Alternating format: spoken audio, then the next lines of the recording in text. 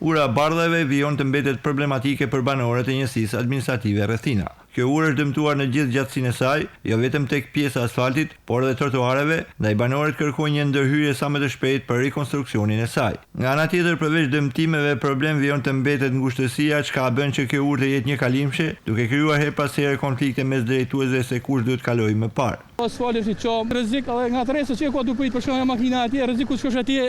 Ka drejtën e vetë, në shumë me familje, me krypunë të veta, thotë, o vëlla, du me kalu, sepse ajo është e drejta ati gjithmonë. Asfaltin si kanë hell më asoj, aço, me fjalët ku janë pjesë të lidhjes. Ura është normalisht se ka shumë problem se janë e kalimshme, por kjo tash çdo a kanë.